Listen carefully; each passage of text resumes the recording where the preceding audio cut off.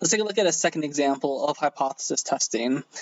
An athletic trainer claims that joggers' maximal volume oxygen uptake, or VO2 max, is greater than the average adult.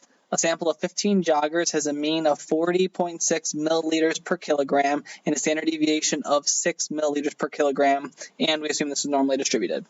If the mean of all adults is 36.7 milliliters per kilogram, is there enough evidence to support the trainer's claim at alpha equals 0.05?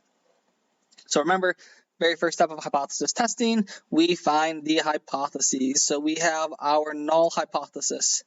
Remember, we're making claims about the population parameter. In this case, we're looking at means. So we have mu in this case is equal to what? So we have either 40.6 or we have 36.7 to choose from. Remember, we're saying that if nothing's different, that if these joggers are no different than the average people, then they have an average of 36.7.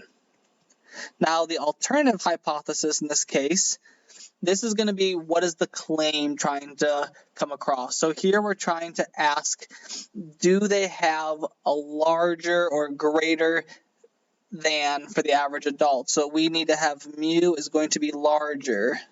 Mu is larger than 36.7. So we have our hypotheses.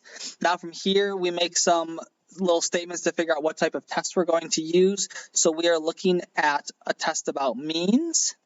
We have a one sample present. We ask, do we have a known standard deviation or an unknown standard deviation? Now, this is where we want to start to get maybe familiar with small nuances in the questions.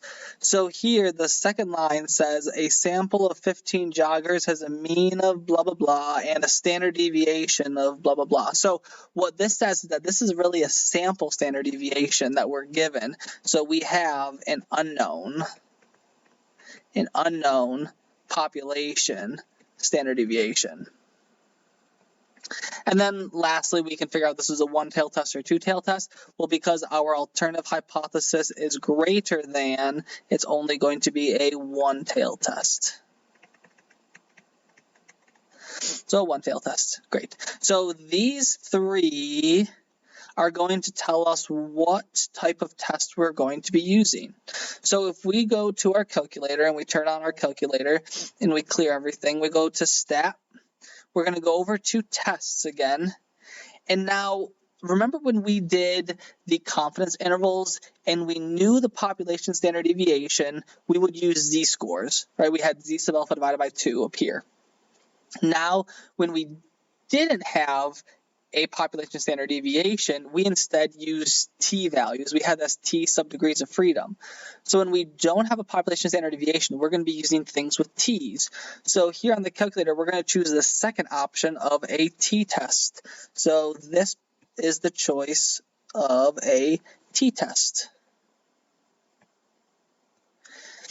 Now, similar to what we did on the previous question, we have to figure out, do we want to use data or stats? In this case, because I've given you all of the worked out statistics, we can go ahead and enter these in.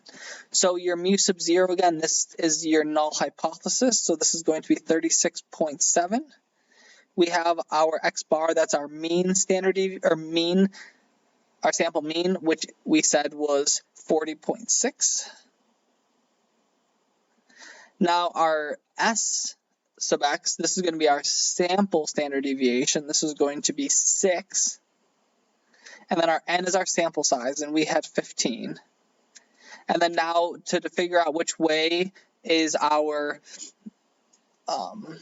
inequality or our greater than less than symbol going to be, we look at our null hypothesis, our alternative hypothesis.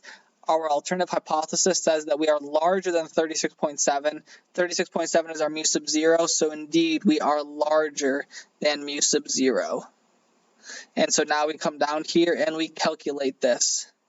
So now from here we can write down some of the important information. So we have our test statistic.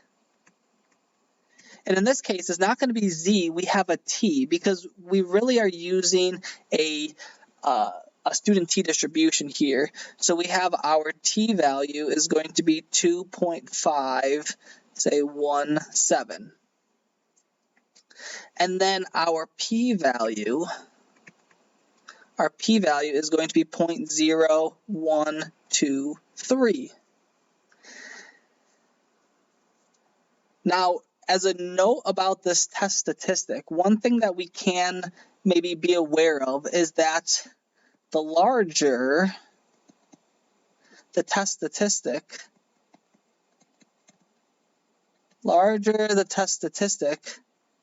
the smaller the p-value. Because remember, what we're looking at is if we're looking at a distribution and we're saying if we have some type of sample that's way out here, if we have a very small, our p-value is the area out here, is the probability that we have a value that's as extreme or more extreme than this. If this is really small, that means that this number over here, this is going to be very far away.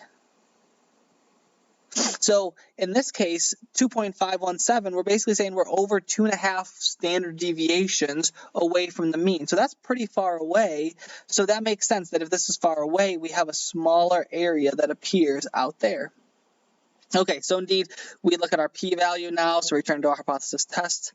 Now we compare our p-value with our alpha. So now we see that since the p-value is equal to 0.0123. Now this is obviously less than 0.05, which is our alpha. Now remember, super tiny p-value means that we reject the null hypothesis. The probability that we are as extreme or more extreme is very, very small, so we're thinking that this is not due to random chance, that our sample of 40.6, this is larger than the population claim statement of 36.7. So since our p-value is less than alpha, we reject the null hypothesis. We reject the null hypothesis. Okay, great. So that's our end result there, but we want to have some type of concluding statement about what does that really mean. So we believe that a jogger's VO2 max is greater than the average adult. So we believe this claim is true. Right? We have enough evidence to support this belief that we're saying that that wasn't just due to statistical random chance that our mean was 40.6 for our sample, but the average adult is 36.7. We think that there's something special going on with these joggers. So we indeed believe that the jogger's VO2 max is greater than the average adult. And so that is another example of using our hypothesis testing, but in this case, the key was that we had to use a t-test. We had an unknown population standard deviation.